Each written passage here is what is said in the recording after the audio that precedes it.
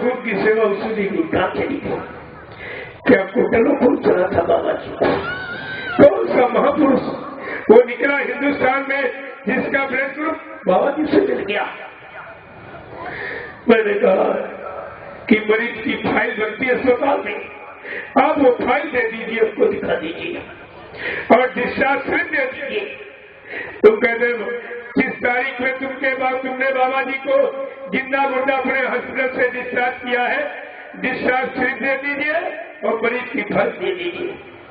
इतना कहने पर मेदांता साफ इनकार कर रहा है, कह रहा मेरे यहाँ इस नाम के व्यक्ति भर्ती ही नहीं हुए। तुम कितना झूठ बोलोगे और भूल के जाओगे कहाँ? जिस समर्थ गुरु ने 80 में सबके घुटाले हवाले खोले, कहा बच्चा जितने हारे जीते, एमपी मेरे प्रधानमंत्री, राष्ट्रपति, मुख्यमंत्री, राज्यपाल, जो इन्होंने विदेशों में धन जमा किया, भारत की जनता की गाड़ी कमाई को पसीने की नोट लूट कर। कहा मुझे सब मालूम है किस देश की किस बैंक में किस खाते नंबर पर किस कोड नंबर पर किसका कितना कितना जमा है। मेरे पास योजना है, मैं समय से वो सारा धन निकाल के ले आऊंगा, देश सेवा में लगा दूंगा और सचिव तुम्हारे सामने यानी खड़ा दिखाई देगा। सचिव को एक बाजार से खरीद के नहीं ले आया जाएगा, उसकी तो व्यवस्था है। कहा मेरे पास योजना और मेरी योजना कोई नहीं जानता और न कोई ला सकता।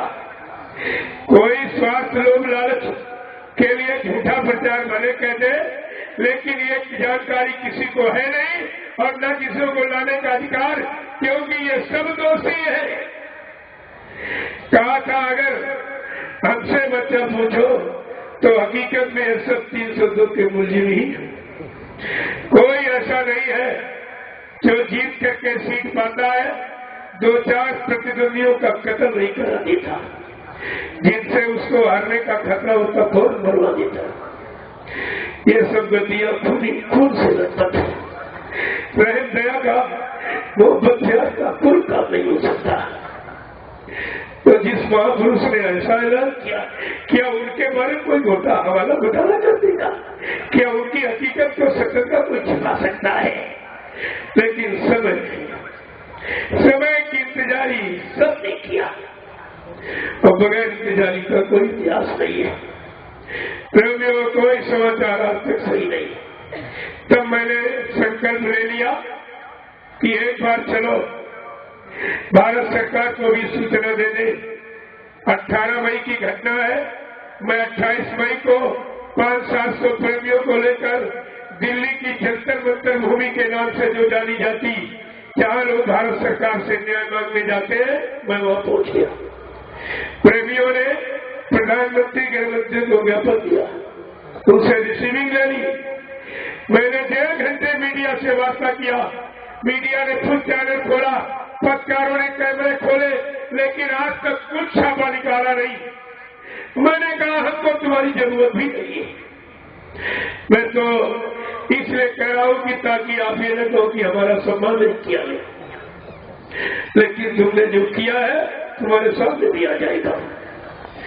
प्रेमियों, मैंने ये भी कहा जो मथुरा में शरीर जलाया और गुरु का नहीं था। मीडिया ने कहा कैसे आप कहते हो?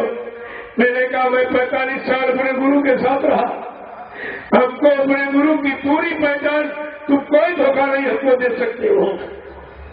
जब देश में इमरजेंसी लगी 1975 में, बाबा जी उस समय भविष्यवाणी करते थे। उस समय हिंदुस्तान की प्रधानमंत्री वो मुसलमान थी, कांग्रेस का शासन था।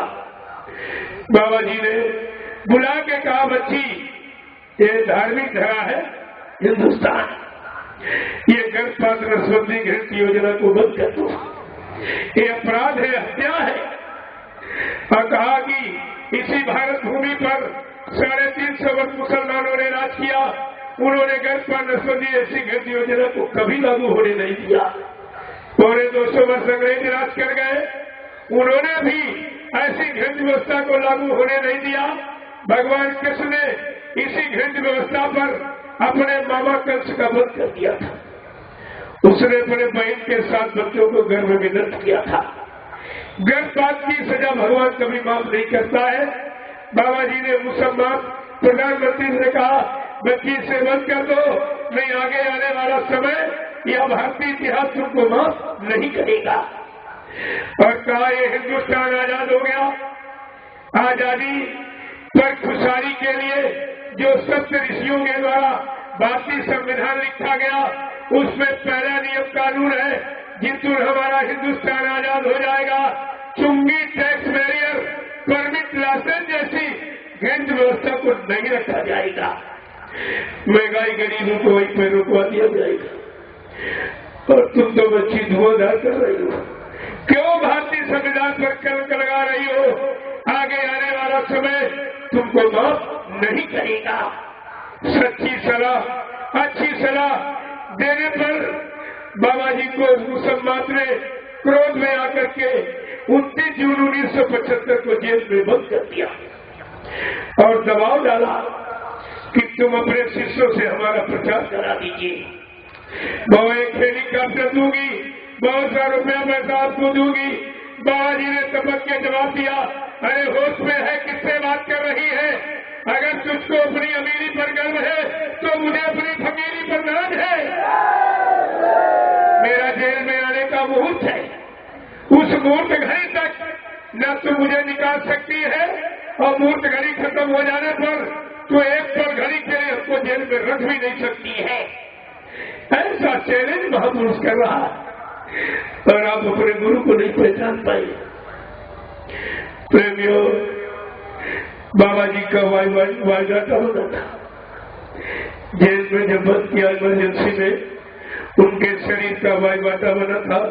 शरीर की लंबाई 5 फुट 5 इंच। ये पुतला मात्र 3 फुट का है। मैंने कहा ये पुतला मात्र 3 फुट का गुरु का शरीर नहीं है। गुरु के बाएं नाक पर आंख के नीचे मोटा मस्सा, इस पुतले में दाहिने गाल पर काला धब्बा है। ये गुरु का शरीर नहीं है।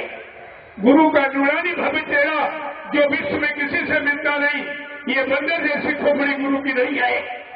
आप सब लोग मथुरा जाते थे, 5-5, 6-6 लोग उठाकर बाबा जी को बैठाते थे मंच पर। इतना भारी भरकम शरीर, यानी 90 केजी, 90 किलो का वजन था। और ये पुतला मात्र 5-7 किलो का। एक ने ऐसे उठा के लकड़ियों को रख दिया। हमने कहा ये गुरु का शरीर नहीं है। हमारी भारत सरकार से एक ही याचना है कि बाबा जी की सीबीआई जांच करा दी जाए। अगर आप सुनवाई कार्रवाई नहीं करेंगे तो मैं 1 सप्ताह के बाद फिर आ जाऊंगा। प्रेमियों, कोई सुनवाई कार्रवाई नहीं हुई। मैं ठीक 1 सप्ताह के बाद 500 प्रेमियों को लेकर फिर उसी दिल्ली की जंतर मंतर भूमि पर पहुंच गया। प्रेमियों ने राष्ट्रपति को ज्ञापन दिया, रिसीविंग देनी। मैंने सारे कारण, कोई ये नहीं कर सकता मुझको बताया नहीं। 3 महीने मैंने बैठकर भारत सरकार का इंतजार किया कि बाबा जी के मौत के बारे में कोई न कोई सच्चाई भारत सरकार जरूर बताएगी। लेकिन कोई समाचार जब नहीं मिला, तब मैंने संकल्प ले लिया कि हिंदुस्तान में किसी प्रांत शहर कस्बों गांव में अगर प्रेमी रहता है, मुझे बुलाएगा तो मैं जरूर जाऊंगा। तब से प्रेमियों में लगातार आपका कलकत्ता से लेकर पूर्वी उत्तर प्रदेश एक जिले में 25-25 कार्यक्रम किए। इसके बाद आपका देहरादून, इधर मतलब यानी होता हुआ आपका यानी चंडीगढ़ पंजाब, करता हुआ मैं मध्य प्रदेश छत्तीसगढ़, इसके बाद बिहार झारखंड, वहां से मैं दिल्ली, दिल्ली से हिमाचल, हिमाचल से फिर चंडीगढ़ पंजाब कार्यक्रम करता मैं उत्तराखंड चला गया। पहला कार्यक्रम मैंने गुरु पूर्णिमा का 2012 का कुशीनगर उत्तर प्रदेश में छोटा सा जिला है गोरखपुर के पास। मैंने गुरु पूर्णिमा का कार्यक्रम किया, 5 लाख प्रेमी इकट्ठा हुआ।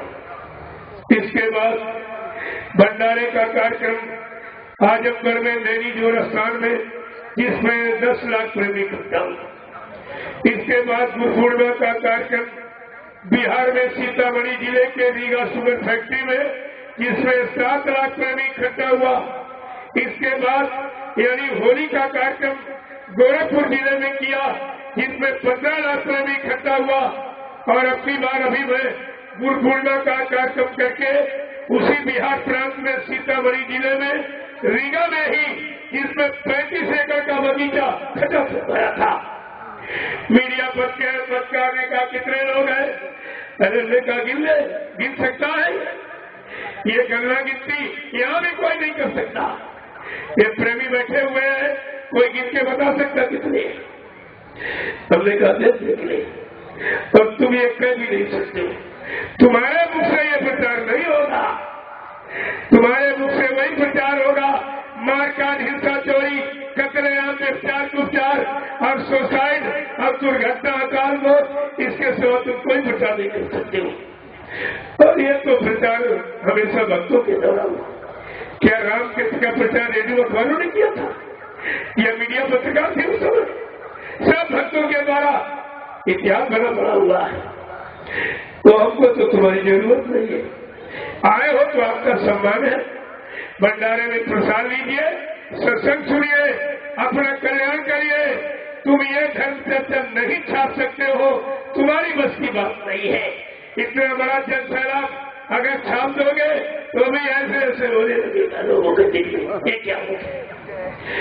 अभी मैं काफिला निकल चला और 3 दिवसीय कार्यक्रम दीपावली का नैमिषारण्य की भूमि पर, जहाँ पर 88,000 ऋषियों ने तपस्या किया था, उसी तपोभूमि में जहाँ पर बाबा जी ने 10 जुलाई से 23 जुलाई तक 13 दिवसीय गुरु पूर्णिमा कार्यक्रम 1997 में किया था, ठीक 18 वर्ष के बाद मैं फिर उसी भूमि पर पहुंचा। और ये कार्यक्रम 3 दिवसीय, अपार जनमानस, जितनी भीड़ आपके यहाँ इससे दूरी चुगड़ी हुई थी। हमने कहा नोट कर लो इसको, इसे नोट करो, तुम्हारे कागज में जगह है, कलम में स्याही है, तुम्हारी बुद्धि में सत्यता है, तुम इसे लिख सकते हो। ये तुम्हारे बस का नहीं है, तुम वही छापो, चोरी डकैती करके बलात्कार, हिंसा बलात्कार, तुम्हारे बस का ही खेल नहीं है। इसलिए वहां से मैं इस काफिले को लेकर गुरु की दया, उनका संकल्प सब लेकर के ये लगभग 300 फोर व्हीलर, 4 पहिए की गाड़ी, 150-200 मोटरसाइकिलें, 200-250 साइकिलें हैं और कुछ ट्रक है, मेटाडोर है, कुछ ट्रैक्टर है। ये सब तुम्हारे सामने है। कुछ तो बीच में चले गए, जरूरी काम था जिनको बड़े बड़े क्षेत्र में, बाकी ये सब आए हुए हैं। और यहाँ पर समापन रखा गया। मुरादाबाद सबकी मुरादों का बात होगा, आबाद होगी, बर्बाद नहीं होगी। इस मुरादाबाद की धरती पर ये काफिला कुछ संकल्प लेके आया हुआ है, गुरु की दया, मेहर और कृपा को लेकर के, ऐसे खाली नहीं आया हुआ। और सबकी मुरादों का यही से बात होगा, मतलब यानी आबाद होगी। आपको ये सब विचार करके रखना चाहिए। इसी भूमि पर समापन क्यों किया जा? आपको कुछ नहीं बताया गया, केवल कार्यक्रम दे दिया। कहीं किसी को कुछ नहीं बताया गया। मतलब जब यानी हरिद्वार में काफिला आया, हमने कहा हरि का द्वार है, इस हरिद्वार की भूमि पर ये 3 दिवसीय कार्यक्रम जो हो रहा है, इसको आप देखिए। जैसे आपकी भीड़, ऐसी भीड़ बहुत ही थी हरिद्वार में भी। ये सब जगह जगह हमसे पूछा ये क्या? हमने ये जिंदा का प्रमाण, ये जिंदा का प्रमाण नहीं किया। ये नोट कर लीजिए, ये सब भाषण स्पीच का काम नहीं, आपके सामने है, देखिए इसको। और अभी क्या आप देखते जाइए धीरे धीरे क्या होता, कहाँ भटके जाएंगे कोई। बाबा जी ने पहले कहा था कलयुग घेरे चारी ओर, मनुआ जइयो कोनी ओर। तुम कहाँ जाओगे? कलयुग ने घेरा डाल दिया। बाबा जी ने बहुत पहले कहा बज रहा काल का डंका, कोई न बचने पाएगा। कहा कलयुग ने बिगुल बजा दिया, कोई बच नहीं सकता है। लेकिन हर बाप को अपने बच्चों की चिंता जरूर होती है। अपने नामदानी प्रेमियों के लिए समर्थ गुरु ने क्या कहा, बचेगा साधु जन कोई जो हर से लो लगाएगा। ये बचने वालों की भी लिस्ट ऐसा नहीं है, लेकिन आप कितने शाकाहारी रहेगा। साधु माने दाढ़ी बार पीला लाल कपड़ा नहीं होता। साधु माने जिसने तन मन वचन इंद्रियों को साध लिया हो, जो शाकाहारी सदाचारी ब्रह्मचारी, उसको साधु कहते हैं। ये साधु कोई शकल सूरत, कोई जात पात, कोई कपड़ा दाढ़ी बाहर की कोई चीज नहीं, सब अंदर की चीजें सब। और आपको ये सब बताया गया था। प्रेमियों, बीच में आवाज आपने सुनी होगी, जब तक बाबा जी सामने रहे कोई कुछ नहीं बन पाया। जैसे 2012 में लीला की एकदम शोर बचा दिया। एक कह रहा हमको वसीयत कर गए, एक कह रहा हमको नाम पावर दे गए। तो मैंने कहा कि दुनिया में 2 ही चेले थे, 2 चेले थे, बाकी ये कि भट्टी में चले जाएगी। बाबा जी ने तो नाम के वक्त सामूहिक वादा किया कि अपने जीवों को जगाऊंगा, नाम दो शब्द और पकड़ाऊंगा, अपने नाम जात पर बैठाल कर अपने जीवों को अपने घर ले जाऊंगा।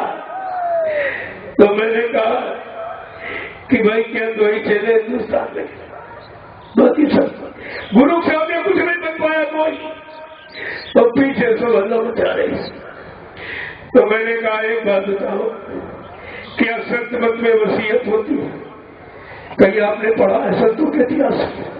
संत अपने सामने जीते जी अपना उत्तराधिकारी बना के जाता है, अपने सामने उससे काम करवा के, ठोक बजा के, सबसे प्रमाणित करके, सबसे पूछ करके, व्यवस्था बना करके तब जाता है।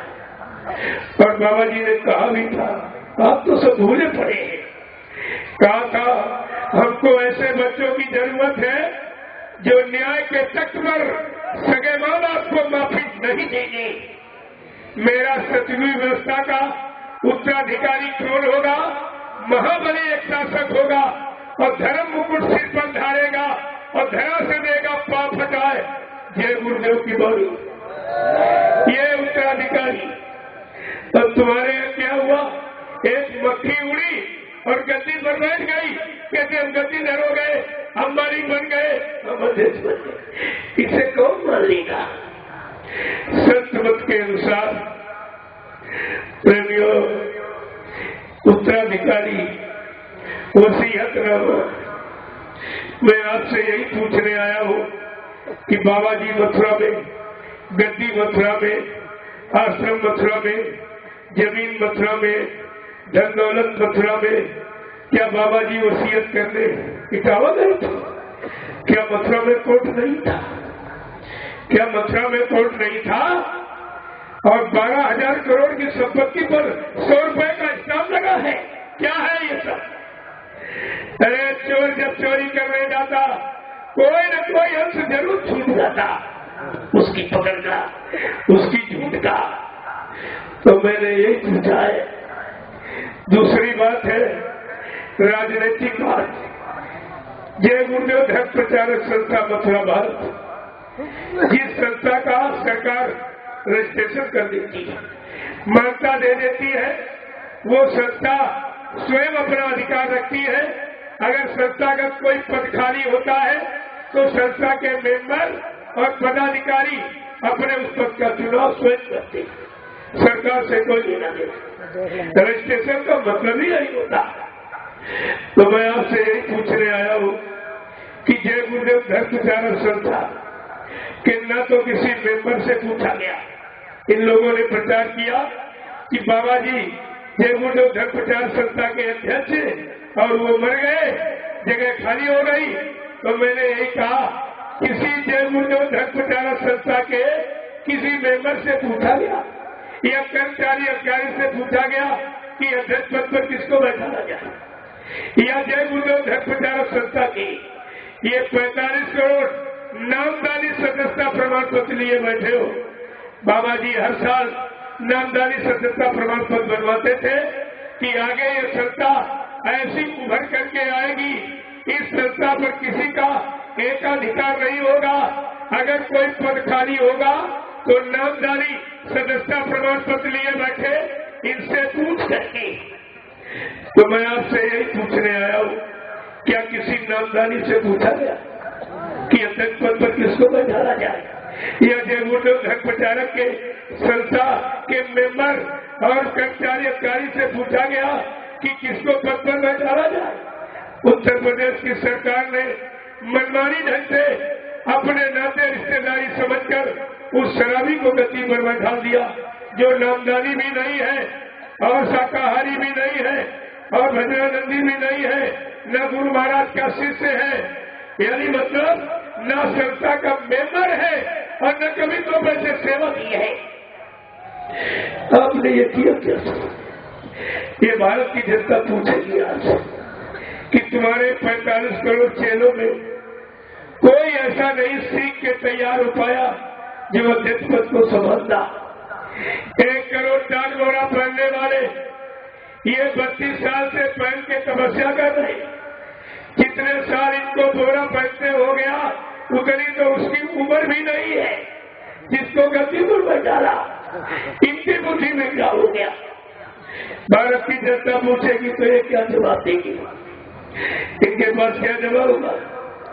प्रेमियों, एक बात और बताओ, क्या प्रधानमंत्री की सीट पर प्रधानमंत्री का ड्राइवर बैठ सकता है? क्या बैठने दिया जाएगा या गद्दी की मर्यादा रहेगी? आपने ये क्या किया? क्या तुम्हारे 45 करोड़ जीवों का दोष नहीं है? तुम्हारे 45 करोड़ तो होते हुए ये गुरु की गद्दी पर कलंक और गुरु पर कलंक और गुरु की संगत पर कलंक, दान बोरा पढ़ने वालों, तुम्हारे पर सीधा कलंक लग गया। तुम्हें यह सब समय से सोचना पड़ेगा